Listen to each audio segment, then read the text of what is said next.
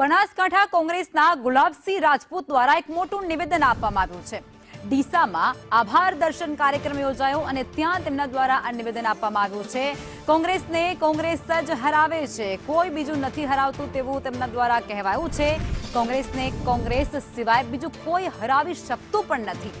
છેલ્લી ઘડી સુધી ટિકિટની રાહ જોવાની અને છેલ્લી ઘડી સુધી ટિકિટ માટે લોબિંગ કરીએ, ટિકિટ મળે તો ઠીક અને ન મળે તો પછી હરાવવાનું કામ કરીએ। કોંગ્રેસને નુકસાન થયું હોય તો એક કોંગ્રેસે જ કર્યું છે।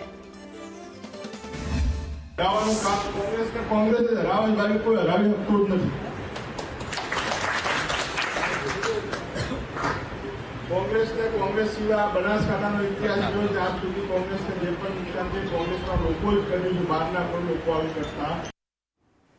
અને આજ મુદ્દે દેવરામ અમારી સાથે જોડાઈ ચૂક્યા છે। દેવરામ, આખી જ બાબત શું છે? ગુલાબસિંહ એવું કહી રહ્યા છે કે કોંગ્રેસને બીજું કોઈ નહીં પણ કોંગ્રેસ હરાવે છે, એવા કયા પરિબળો એમના ધ્યાનમાં આવ્યા?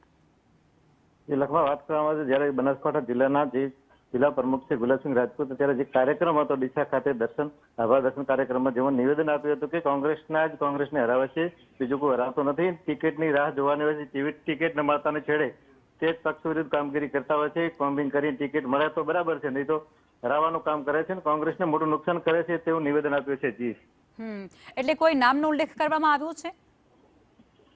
એ વાત કરવામાં આવે તો કોંગ્રેસના એ નામ સિવાય અત્યારે જે નેતાઓ પર અનેક ઊંટનું ઠીકરું ઢોળ્યું છે તેને લઈને અત્યારે જે ચર્ચાનો મુદ્દો ચાલ્યો છે। જી, આભાર દેવરામ।